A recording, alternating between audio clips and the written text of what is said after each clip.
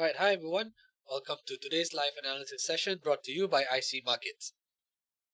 I will be starting very shortly.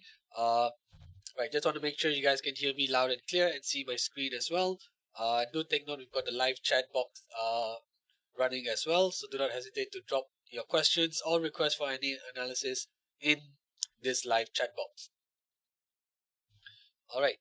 Okay, we'll just start things off. And I've also included the link here, the YouTube link for the pre-market analysis that was done by Desmond earlier today. So for those who may have missed out on this live webinar or who would like to watch it again, do head on over to this website that I've included in the live chat box, right? So you can head over to that website and view the recording again or the webinar again after today's live analysis session. All right, okay. As usual, let's start things off with a disclaimer. Please take note that this is marketing communication and does not contain and should not be construed as containing investment advice or an investment recommendation or an offer of or solicitation for the transactions in financial instruments. Also, do take note of the risk warning that comes with trading Forex and CFDs, as they carry a high level of risk to your capital, and you should only trade with money you can afford to lose. Alright, before we dive into the charts and trading view, we'll take a quick look at some of the key economic events that are coming up this week and how they could potentially impact markets. Well, first up, on 25th of October, which is Wednesday, we've got Australian CPI data coming up.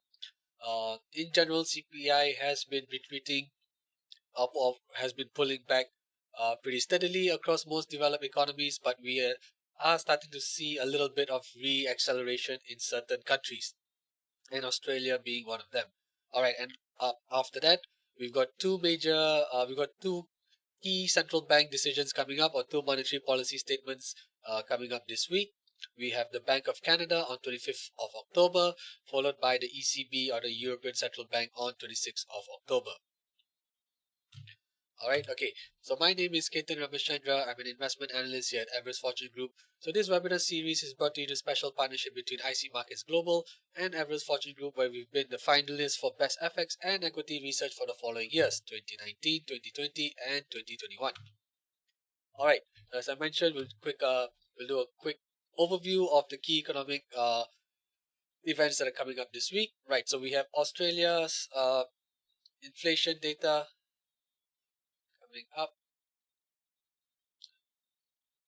Right, okay. So here, this chart here shows us the monthly CPI indicator on a annualized basis, year-over-year basis, which is looking at this metric here. So there's several inflation data points that will be released. We have CPI on a quarterly basis, annualized CPI here, which is the chart that's depicted on my slide, and we have trimmed mean CPI. Right, so let's just focus on the annualized CPI for the monthly indicator, right? So we can see after peaking at about 8.4% towards the end of last year, inflation in Australia has pretty much been trending lower, so which is a great sign, right? But up till the previous month, there's been a re-acceleration of inflation. Now, what's also a little bit worrying is that the latest estimate for the month of September is showing this acceleration to continue, right? So we had 5.2% for the month of August, right here. CPI climbed to 5.2% in the month of August, as this was the first annual increase since April, right? Mainly due to faster rises in transport prices as well.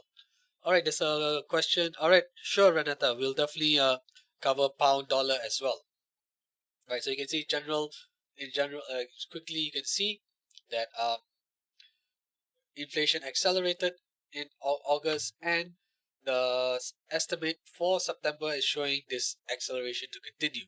Now, should the actual number come in equal to 5.4% or perhaps even a little bit higher, this could potentially function as a temporary short-term bullish catalyst for the Aussie dollar.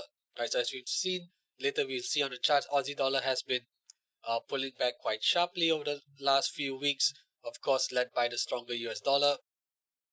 But any hot inflation print could potentially function as a near-term bullish catalyst for the Aussie dollar and provide some much needed lift for this currency pair. Right. Then moving on to the Bank of Canada, their overnight rate is at 5%. The Bank of Canada is widely expected to maintain this overnight rate at 5% once again. This would lead to them holding rates for the second consecutive meeting uh, in a row.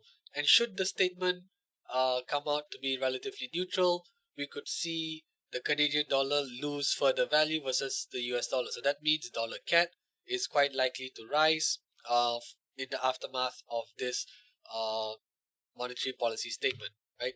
So Bank of Canada back in September kept the overnight rate unchanged at 5%, and they are widely expected to do the same at this week's meeting, right? So this is partly due to a marked slowdown in the Canadian economy, as well as inflation retreating steadily but not as quickly as um, economists would like.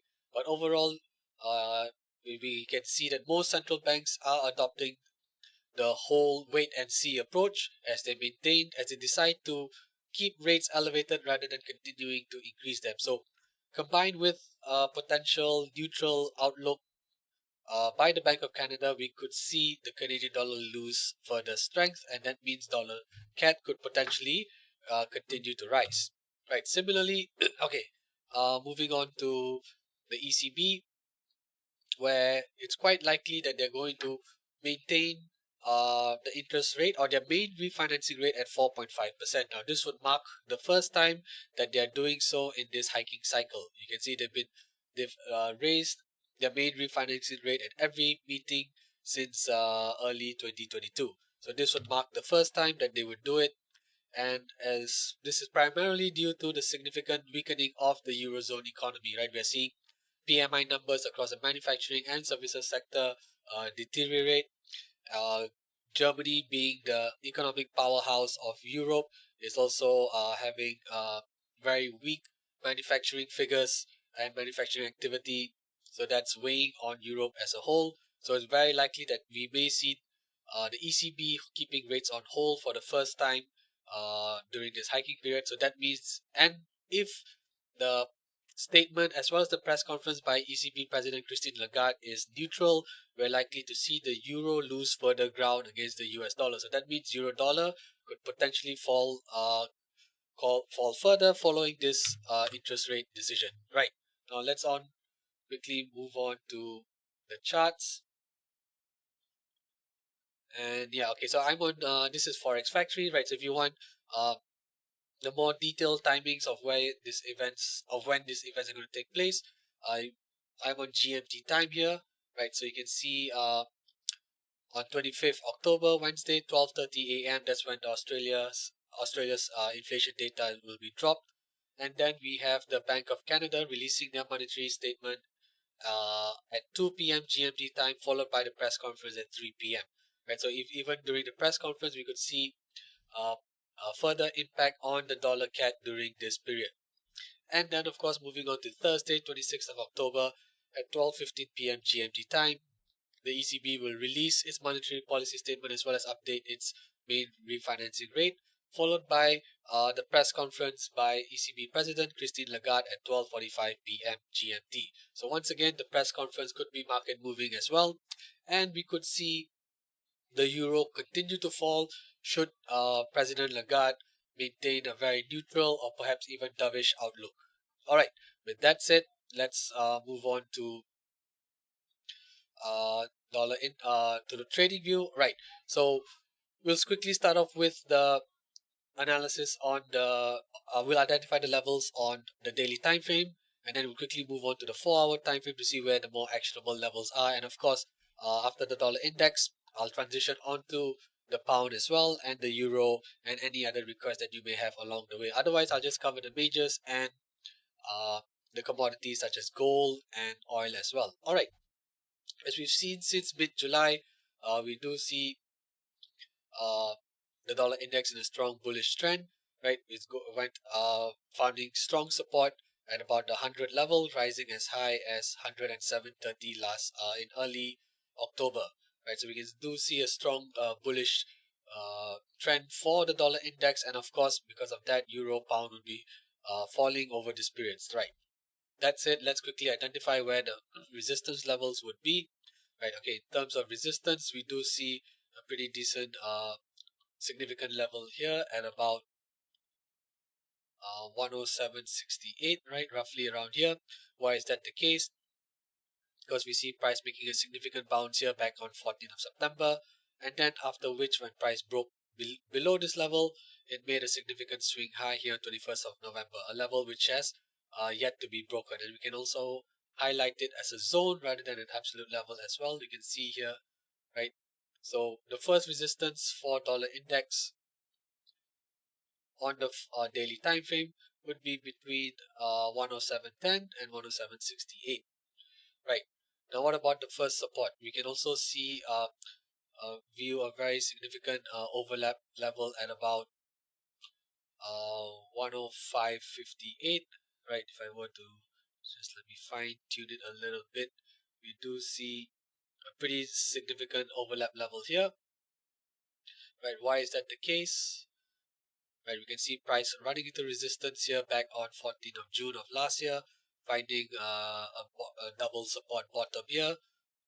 Before bouncing higher. Similarly, once price broke underneath it again, it ran into resistance here on 4th Jan as well as on 8th of March as well. So you can see multiple instances where the dollar index has reacted off this level, and that is why we have identified as a key or significant overlap level, which is going to be used as our first support. Right.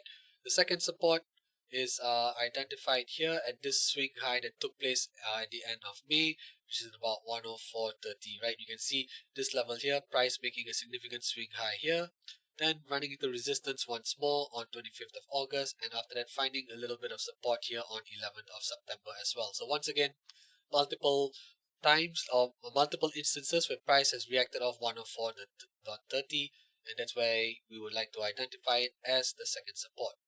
We can also use a Fibonacci retracement tool, right, starting from this swing low here on 14th of July going up to the swing high on 3rd of October.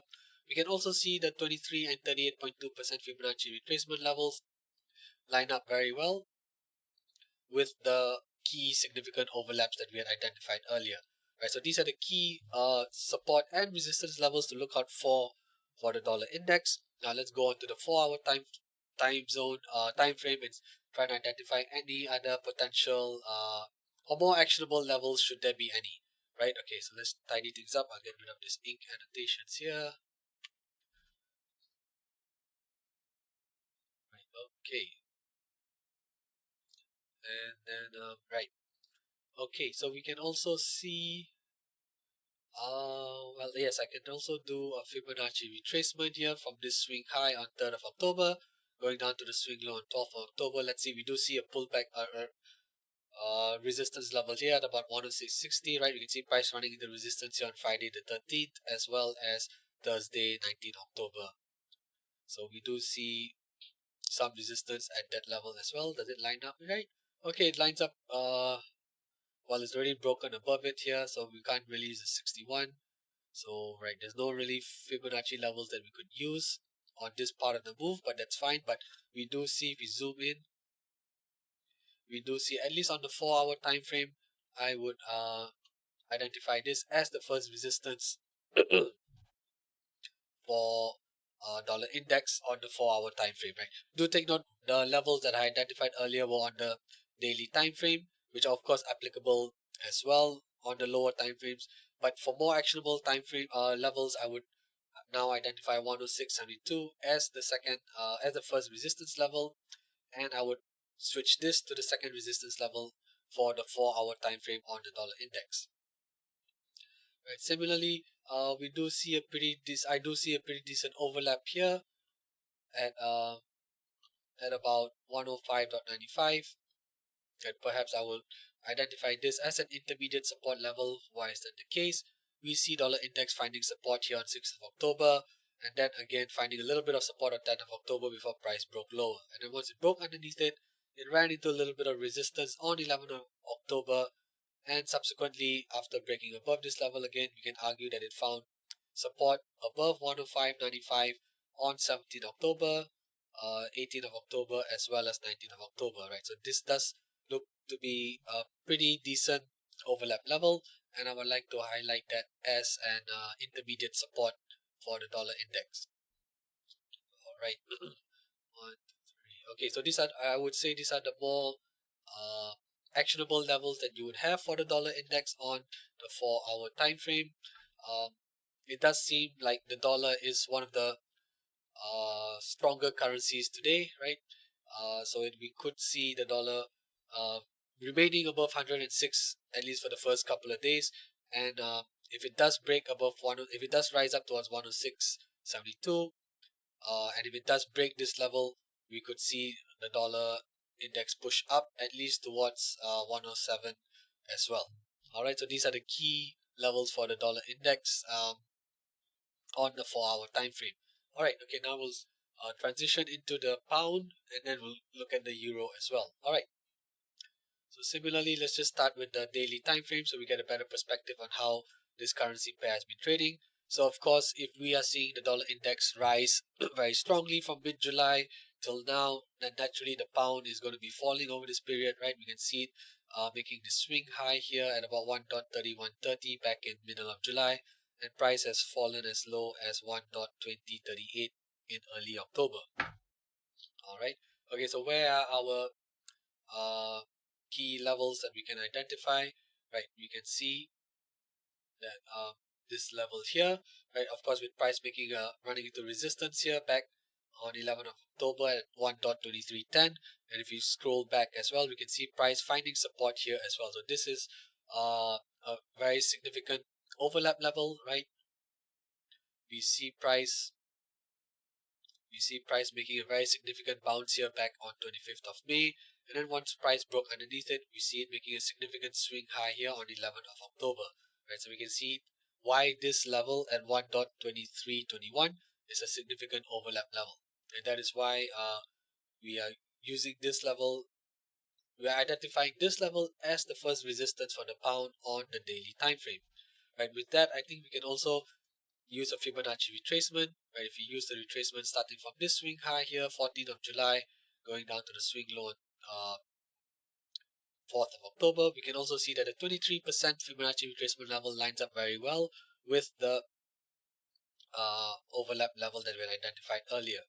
Right now, with regards to um, the second resistance for the pound on the daily time frame, we do see price finding a little bit of support here back in early September before price gave way, and this level also lines up quite well with the 38.2% Fibonacci retracement level. So this is where I would identify the second resistance for the pound at 1.2461, which is on the daily time frame. So this would be second resistance on the daily time frame. Right. Okay. With regards to the first support, right? With price here, we can see that when price made this swing low here on 3rd of October, price has bounced quite strongly off this level, but it's just one swing low bounce off this level.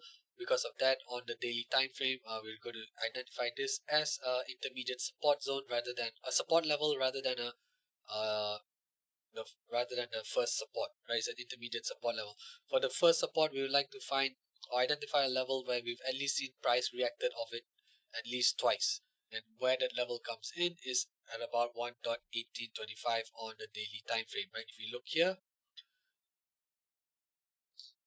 at 1.1841, we see price bouncing off this level here on 6th of January as well as on 8th of March. So at least we see price reacting off this level on 2 occasions, which gives us a bit more confidence that this is indeed a significant level, and that is why the first support is identified at 1.1841, while the intermediate support is the swing low that took place on 4th of October. Alright, in terms of Fibonacci retracements, let's just keep 23 and 38, of course, right? Okay, and is there anything else that we can perhaps use? Let's see. Maybe we can also try and do a Fibonacci extension. Let's see if any of the extension levels are in play. Price has already bounced off the extension level, right? So this was an extension level that we had identified last week. So price did indeed find support at this extension level at 1.2085, but because price has already reacted off this level, we can no longer use this 127, but perhaps we can keep 161 also aligns very well, quite over not very well, aligns quite close to where the first support is identified, so let's just keep 161. And of course, because we can see price dropping below 1.1841, I would like to identify the first support as a zone rather than an absolute level.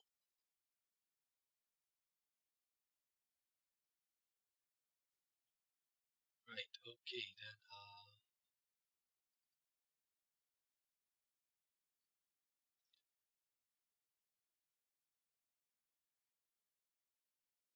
alright, so this is the analysis on the pound for the daily time frame. Alright, with that said, now let's dive into the 4-hour time frame and find more actionable levels, right? Okay, so now moving on to the 4-hour time frame for the pound.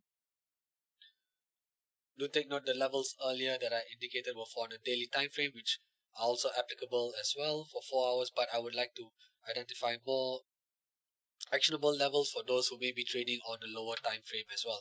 So if you're using the 4 and 1 hour time frames, let's try and identify more actionable levels, shall we? Alright, okay. So if we look, I do see this level here, price running into resistance here, 1.2213, right? A couple of times, price making a small pullback here on Friday the 13th, then running into resistance here on 17th as well as 18th of October. So I would, on the 4-hour time frame, I would like to identify 1.2213 as the first resistance level, and of course, I would identify 1.2321 as the second resistance level for the 4-hour time frame. Right, just to I'm going to remove this second resistance here so that we're not confused, so that you know that now this is the analysis for the 4-hour time frame. So do take note, second resistance now is at 1.2321, first resistance at 1.2213. Right. We also see price finding making a pretty reacting off this level at 1.2112 multiple times, right? You can see it bouncing off here as a support on 22nd September, then finding support again on 5th October as well as 6th October, and then once again on 19th October. So we do see a pretty decent overlap level here, and this is what I would identify as the first support for the pound on the 4-hour time frame. If we zoom out a little bit, right, we zoom out a little bit, we can also see price sort of making a pull, finding support here, which aligns quite well with this swing low that took place on 4th of October as well. So I'll probably highlight this level here as the second support for the pound on the 4-hour time frame. Right, so do take note, these are the more actionable levels for the pound for the 4-hour time frame. So I'm just going to get rid of this here so that we are not confused with what we had identified on the daily time frame. Alright, okay. I believe we can also try and do a Fibonacci retracement here. Let's start this retracement from this swing low here on 4th of October going up to 11th October. Let's see where all the Fib levels lies. Alright, we do see price has bounced off 78.6% here, right? So price did bounce off 78.6% here in the past. But because of that, let's just remove this level, because once price has bounced off this level, in a way the significance of the 78.6% is much lesser now, right? So let's just get rid of it now and just see if there are any other levels that we can try and identify for the pound. Anything else?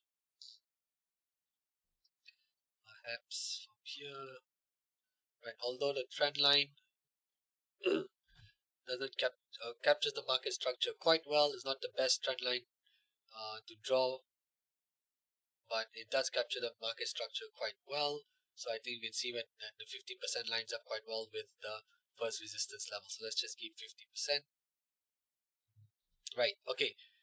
And yes, okay, okay, right. So, and of course, with the dollar index being stronger today, of course, the pound is going to be falling and is likely to drift or slide lower towards 1.2110, where you could finally find some support. So for those who may be shorting the pound, right, maybe as Europe came online, you started shorting the pound, where I would identify the take profit level for the pound on the 4-hour time frame would be at 1.2110, right? We see a strong case for significant overlap support at this level here, right? So do take note that if you have been shorting the pound as Europe came online, a good level to identify for the take profit would be at around 1.2110. All right, now let's see if there's any other questions. Right, okay, then otherwise let's go on to the euro. Similarly, let's start with the daily time frame so we can get a better perspective of how this currency pair has been trading. So of course, just like the pound, if dollar index has been rising strongly over the last 14 weeks or so, then it's very likely, then of course the euro has been falling as well, right? So what we're looking for here, we can see of course price making a significant swing bounce here on 3rd of October at 1.0462, and if we look across the chart here, we can also see that this level here does form a very nice pullback, or perhaps even you can argue an overlap level as well, right? So if you look here, I would identify this as the first support level, right? You can see price running into a little bit of resistance here on 16th November, then once and again on 25th November, then after which price broke above it, and we can see that it found support on 7th December, and we can argue here it found support above this level on 6th of Jan as well, and then of course as recently as 4th of October. So we can see why this is a pretty significant overlap level and 1.0445, and that's why we've identified it as the first support. Right. Okay, then with regards to the first resistance, right, we can see a pretty decent overlap level here. Right, back on 31st of May, price making a very significant swing bounce here on 31st of May. And then after that, it found a little bit of support here on Friday, 15th September, retracing higher for a couple of days before eventually breaking under. And of course, running into resistance again on 12th of October. So that's why this is a pretty key or significant overlap level, and we're using this level to identify the first resistance. Right, we can also use a Fibonacci retracement, starting from this swing high here, 18th July, going down to the swing low on 3rd of October. Let's see where if the fibs line up with any of these key overlaps that we identified. Yes, it did. 33% does line up very well, but as you can see, price has already reacted off this level here. So the significance of the 23.6% Fibonacci retracement is not going to function, may not function as strongly as it did the first time round, right? If we look to try and identify the second resistance, we can see where the 38.2% Fibonacci level lies. We do see a pretty decent overlap level here at 1.0765. Right, we see price finding support here on 25th of August to retrace higher over 3 days, and once it broke under this level, it ran into resistance again on mid of September. So that's why we've highlighted 1.0765 as the second resistance on the daily time frame for the euro. Alright, with that, let's keep 23 and 38%. Right, okay, so these are the key levels on the daily time frame. Right, if you were to try and identify the second support, if we zoom out a little bit, I think perhaps somewhere around what we see here, this is probably a pretty decent level here, right? We do see price finding support here on 12th of May, 14th of June, and then running into resistance on 10th of August before being a little bit choppy around here. But despite that, I think this is still a pretty decent level to identify as a second support, because we do see a strong case where price has reacted off this level as a support and resistance a few times. Right, so that's where second support has been identified at 1.0348. Alright, okay. Now for the euro, okay, let's look at the 4-hour time frame and see if there are any more actionable levels. I think as of now, I think with the way the euro is currently trading, I think the levels that we've identified on the daily time frame are more than applicable for this instrument or for this currency pair on the 4-hour time frame, right? So do take note that these are the key levels for the euro, and of course, with the dollar starting off quite strongly today, we are likely to see the euro drift lower, and one area where it would find strong support would be around 1.445.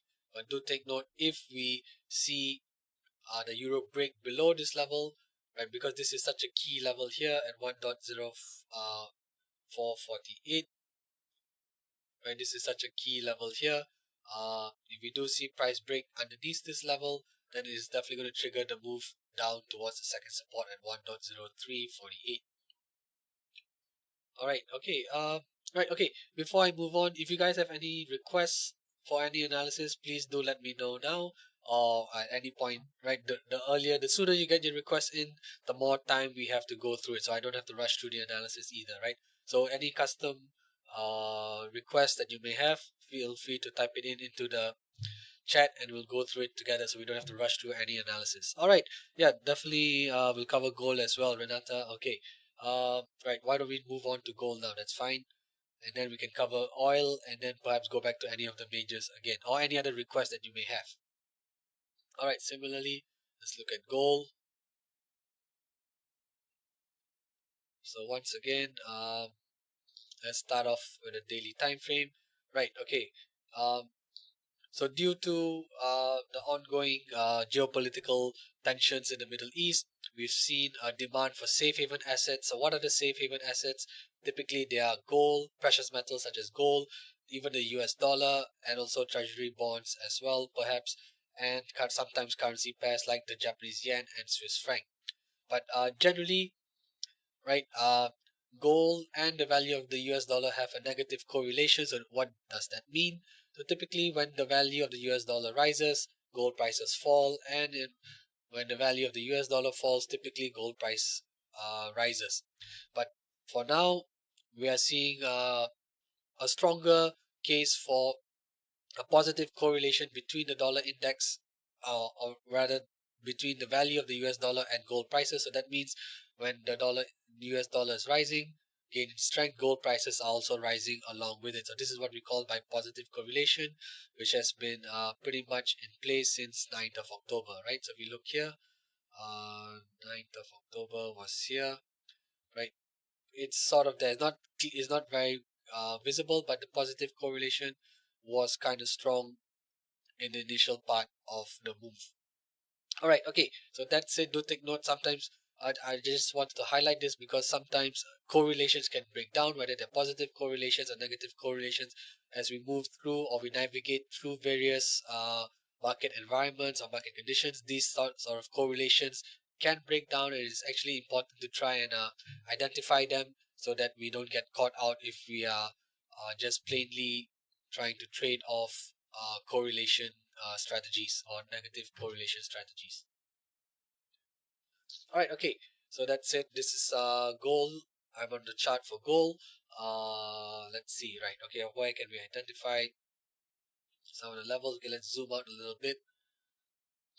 Right, of course, where price made this high last Friday at about $2,000 per ounce. That does look like a level where major resistance. But if we look here across this line here at about 1,981, right, we do see a case for a strong overlap level around this price. Let's see, probably around here, right? So we can see price finding support here, offering pullback support here in towards the end of April, and then once price broke underneath it, it failed to break above this level several times, right? Here as well in mid-May, early June, as well as mid-July, right? So you can see multiple instances where price has reacted off this level, and that's how we would identify the first resistance at 1977. And because of this strong wick here, right, we see a relatively high wick here rather than an absolute level. We can also label this as a zone as well. All right, then of course the second resistance for gold, if we zoom out a little bit, we can see price making this high here back in March of 2022, and then once again on May 2023. So naturally, we can see that this is a very significant swing high resistance or multi-swing high resistance has taken place several times. Right? So I would use the body of the candle here, right? So we can see that. Okay, if we zoom in, you can see we're using the body of the candle to identify the second resistance level at 2049 and 73 cents. All right, now what about the first support and second support? All right. Okay, before we do that, I would also like to just highlight the Fibonacci extension level here, right? So to use extension levels, we simply use a retracement tool, but extension level just means Fibonacci levels that are greater than 100%. So we're looking for 131 and 161. So we can see that these extension levels line up quite well with where the first resistance and the second resistance have been identified as well. Right, so these extension levels act as a contributing factor to the significance of this resistance. Alright, okay, now for the first support on the daily time frame, we see this level here at about 1935. It's a pretty strong case. Why is that? Okay, first support. Right, okay, so we zoom in a little bit. We can see price finding support here on 26th of May, 7th of June, and then once price broke underneath it, well, a few times, couple of times, but then it ran into resistance here on 1st September as well as on 20th September. It is not the cleanest level, but we do see significant resistance recently. Price acting running into resistance here, so what was previously resistance would now potentially function as key significant level. So that's why we've highlighted 1940.26 as the first major support. Right. Because price is also has somewhat made a swing high here, we can also do a Fibonacci retracement. Let's do a retracement from this swing low 6th of October going up to the swing high last Friday. Let's see if any of the Fibonacci levels line up with any of the overlaps that have been identified. Perhaps not really. Okay, so if anything,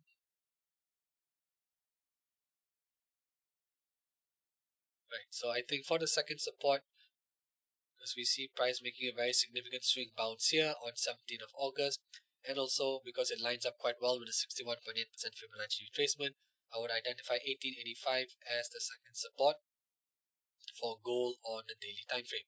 So let's just keep 60. Right, okay, so these are the key levels for gold. Okay, let's zoom in onto the 4-hour time frame. Let's see what's happening. Alright, so gold basically gapped lower this morning, right? Gap lower at about 1965, but rose pretty strongly. And similarly, dollar index also, well, it didn't rise that strong, but you can see it still managed to stay above 106.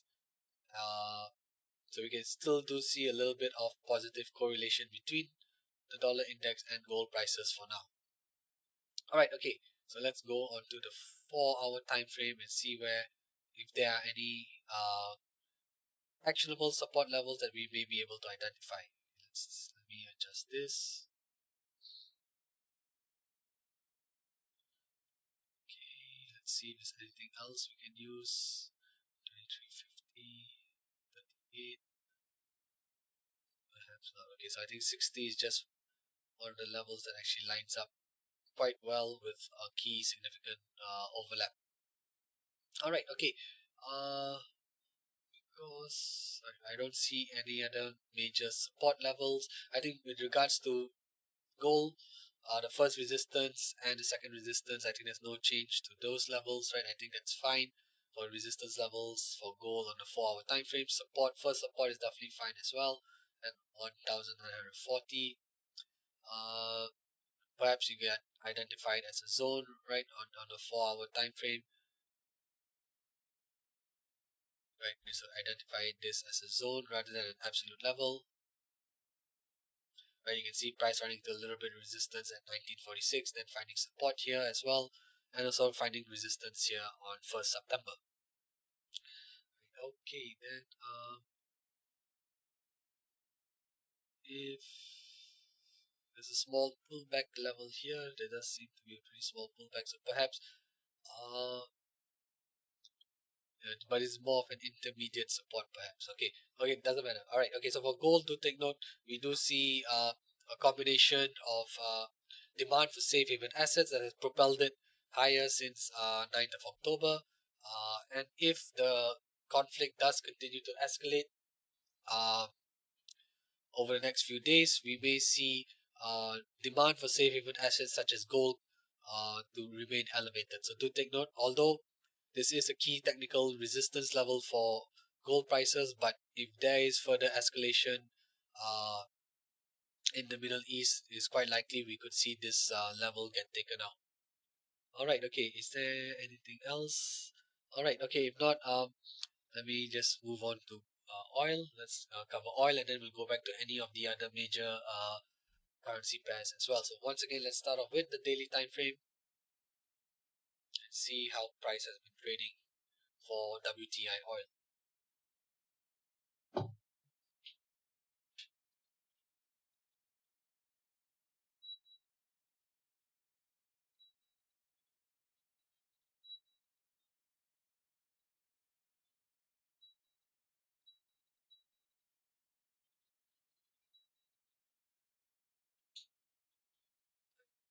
Apologies, just needed to get the aircon running again. All right, okay. Sorry, where was I? Okay, oil, right? WTI oil. We'll do that, and of course, then after that, after covering oil, we'll jump back to the majors as well, and of course, if there's any other currency pairs or indices that you would like me to cover as well. All right, okay. So with oil, right, oil has been since 28th of June has been trending higher, right? Since from early July till 28th September has been rising higher on a combination of production cuts, right? So in early July, Saudi Arabia, along with OPEC and OPEC Plus, extended their production cuts towards the end of the year. So as they announce, as major oil producing countries announce production cuts, that means there's less supply coming into the market. So this typically tends to function as a bullish catalyst for the oil, for crude oil in general. And of course, with the unfortunate geopolitical tensions and conflicts going on in the Middle East, that has also sparked fear for crude prices as well. So, but so far, no major production facilities have been disrupted in that region, and the production of oil as well as the transportation of oil in that region for now does seem to be pretty much status quo. But yeah, we can see how such geopolitical events can uh, act as a bullish catalyst for crude oil prices, along with uh, production cuts led by Saudi Arabia and the other key OPEC and OPEC Plus members. All right, okay, so that's it. Let's see. Okay, we can we look if we zoom out a little bit. All right, the price structure is not very great, but if we use a Fibonacci retracement from this swing high here on 8th of June going down to the swing low here, we do see the 50% and 61.8% Fibonacci retracement levels line up quite well with some of the key resistance levels. Right. Uh, right. If you look at where this recent swing high took place on 28th of September, we can see that price ran into resistance on 7th October of last year as well as on 8th November as well. And even before that, it found relatively strong support on 12th of July as well as on 17th of March and 11th April. So this level is a significant level.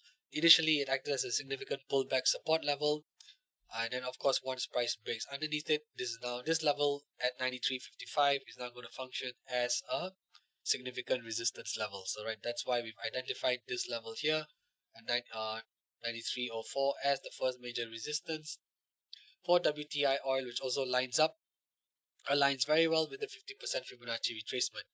Similarly, where the 60%, 61.8% Fibonacci retracement level lies quite close to it, we do see a pretty decent overlap level as well. Price finding quite decent support here on 23rd of June, and once it broke lower, it ran into resistance on 8th of July. So we do see a pretty significant overlap level here at 102.56, which aligns quite, well, it's not very close, but I like to identify it as a zone rather than an absolute level for the second resistance.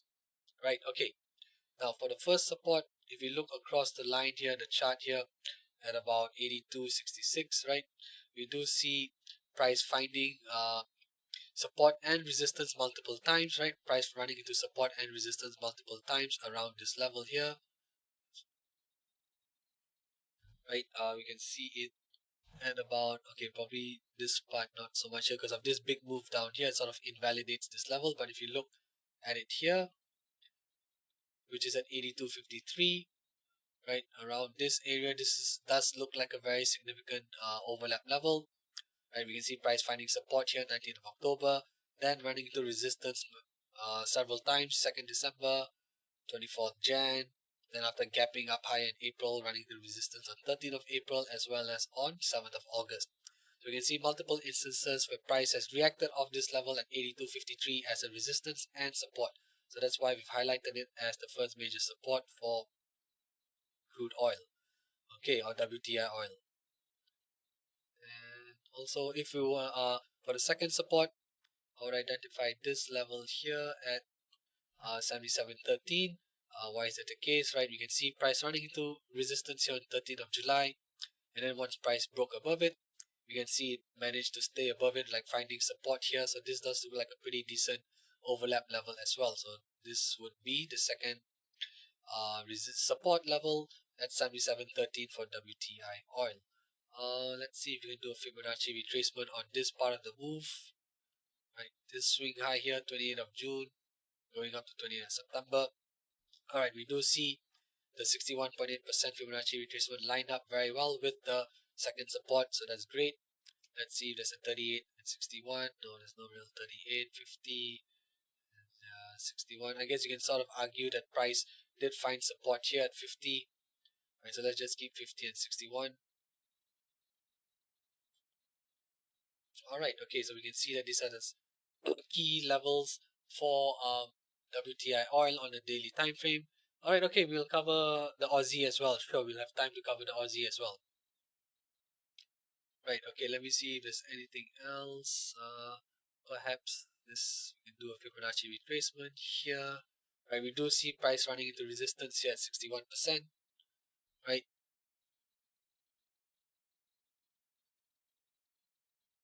so at least on the daily time frame, I would definitely highlight this area here as an intermediate resistance, because we can see it also lines up very well. Price getting rejected at the 61.8% Fibonacci retracement level as well. Right, so do take note of this intermediate resistance at 89.58 for WTI oil. All right, okay.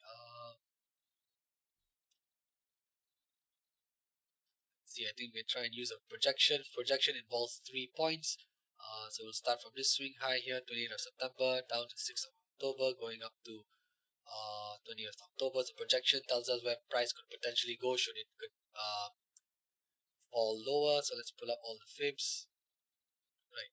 So we can see, right, so the 61 and 100% lined up quite well. What we want is with the levels we've identified.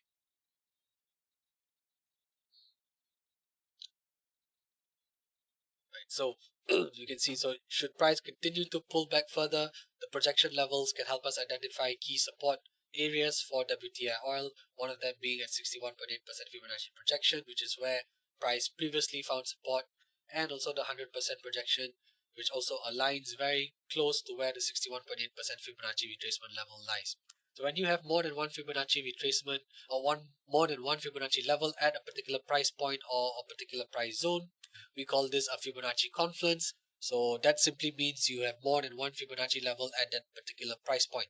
So this actually adds to the significance of this level as a support or resistance. So in this case, the fact that we have two Fibonacci levels here that align quite well with the second support, it does indicate that this price level here at 77.13 is quite likely going to function as a major support level should WTI oil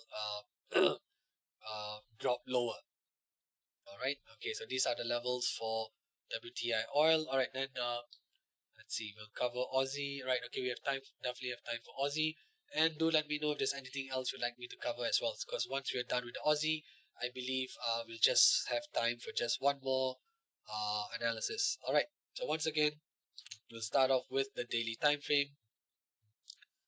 So of course, with see any other questions coming in or requests. All right, great. So of course, with the US dollar gaining significant strength since mid-July, of course, we're going to see the Aussie pull back quite sharply, right? And we do see this level here at 62.92 as a pretty strong support level, right? We can see back on 4th November as well, price bounced off this level quite strongly. So that is why the first support level for the Aussie is at 62.97. And also, this level can be identified as a downside confirmation level as well. So what do we mean by that? So that means if this level gets taken out, which is at 62.87, if this price level does get taken out, it will trigger a move to the next support level for the Aussie, because we can see this is a very significant pullback support level, price bouncing strongly off this level back on 3rd of November, and then again on 4th of October and 13th of October, and is testing this level today as we speak. So if price does break underneath this level, is going to trigger the move down potentially to where the next major support is, which is at 61.99. So these are the key support levels for the Aussie. Right, okay, now what about the upside? Right, we can also use a Fibonacci retracement tool. We can run the retracement here from 14th July down to where's the low. Probably, yes, the low is probably around here. Yep. Let's pull up all the fibs. I think they line up quite well with some of the levels here. Right, okay, we can do see that price running the resistance here around the 23.6% retracement level here. So we can use this level here as well, first resistance. And also if we look at where the around the 38.2% Fibonacci retracement level is, also we do see a case for a strong overlap or significant overlap level here. Right, you can see price running the resistance on 25th of October, finding support on 30th of May, and then of course finding resistance again. So we do see this level that aligns close to the 38.2% as being a very significant overlap level, and that would be the second resistance should price break above the 23%. Alright, so let's just keep 23 and 38%. Right, so yeah, do take note that the first support at 62.87 is going to be very key for the Aussie, and it will provide us a direction as to where this currency pair could head. So if this level does get taken out, then it's quite likely that it's going to trigger the move down towards the second support. And of course, as I mentioned, we've got CPI data coming up on the 25th for the Aussie. So if this data comes in hotter than expected, we could likely see it function as a near-term bullish catalyst for the Aussie, which could help at least help to stem the slide. Right, it's been sliding lower, and it's quite like the bias for now does appear to be to the downside. But if we do get a stronger than expected CPI data, it could at least halt the slide temporary on that day. Alright, so these are the levels for the Aussie. Let's see anything else on the 4-hour time frame.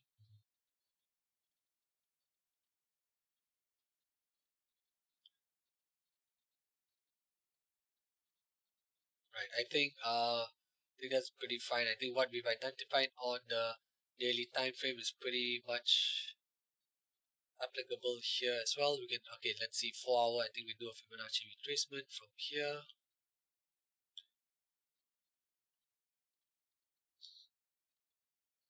Right, we do see the 61.8%. Right, so at least on the daily time, 4-hour time frame, this level here at 63.85 would be where your first major resistance would be on the 4-hour time frame for the Aussie. And actually that means if this becomes first resistance on the 4-hour time frame, this would be the second resistance, and of course this would be the next resistance once price gets up to that level. Alright, so do take note, these are the more actionable level for the Aussie. for this week, or well, rather for today on the 4-hour time frame. And do take note, the bias for the Aussie is to the downside, and if this first support does get taken out, we're likely to see further deterioration for this pair. And of course, do take note of the CPI data that's coming out on 25th, because this could potentially reverse any further, if not reverse, but at least halt any further downward momentum for the Aussie. All right, okay. With that, okay, I'll just do one more pair. If there's no requests for anything else, then I'll just do dollar yen. Okay, I'll end up with dollar yen if there's no further requests. All right, so let's look at dollar yen. The dollar yen has been pretty interesting as well. All right, okay. Before we do the analysis, I just like to highlight these long wicks here. We can see on 3rd of October as well as on 17th October.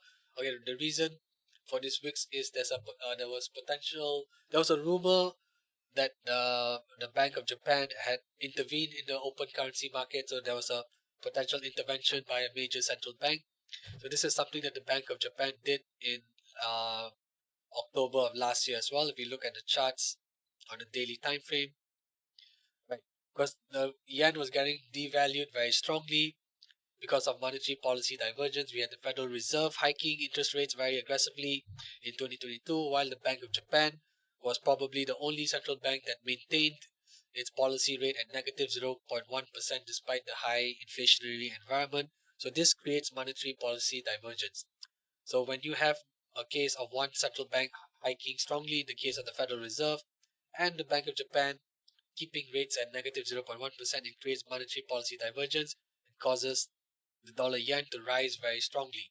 And because the yen was getting devalued very significantly, the Bank of Japan had to intervene in the open market. So they intervened by selling the US dollar and US treasuries, and they used the proceeds of those sales to buy back the Japanese yen in the open market. So that is why we saw the dollar yen pull back pretty sharply in the last quarter of 2022. This was purely led by the intervention measures by the Bank of Japan. And it is suspected that the intervention operation ended in sometime in January, which is then when market forces came back. I would say natural market forces come back into play, and we see monetary policy divergence come into effect once more, where the dollar yen is rising. Now, could the Bank of Japan intervene once more in the open market? Let's see. There have been two suspected cases of possible intervention, but there has been no official word from the Bank of Japan or the Ministry of Finance as well. So right now, everything is speculation. All right, okay. So let's just quickly end up with the analysis on the dollar yen, of course. Right, so we can see naturally this level here is a very significant resistance level. Right, if you look at the body of the candle here, which is 150.12. Price has failed to break above this level. Price did attempt to break above this level on 3rd of October, but of course it's failed to do so. And if we look beyond this, we're literally looking at 30-year highs for the dollar yen. So naturally, for the second resistance, I'll just simply use the top of this wick to identify the second resistance on the daily time frame. Right, okay. Let's see what else can we do. We can also use a Fibonacci projection, right? So, right, the projection is here. We'll start from this swing low here, 24th of March, going up to the swing high here on 30th of June, ending with the low here, 14th July. We can see that let's pull up all the projection levels first. We do see that, okay, 78.6 has already been reached, so that's fine. But we do see the next level at 100% lines up quite close to where the top of the wick is, so the second resistance would identify it as a zone rather than an absolute level as well, because we have the projection to help us identify a major resistance level or zone. Sorry. Right. Okay. Then what about support? At least here, obviously, with price making a very significant swing high here on 30th of June, we do see this level overlaps here with this support here as well. So about 144.75 does look like a pretty key major support level for the dollar yen. So this is where I would identify the first major support on the daily time frame. But of course, we do see a case for support here. right? Price running into a little bit of resistance on 20th September and then finding support here. So at least on the daily time frame, we can identify this as an intermediate support for dollar yen. Right, okay, what else can we see?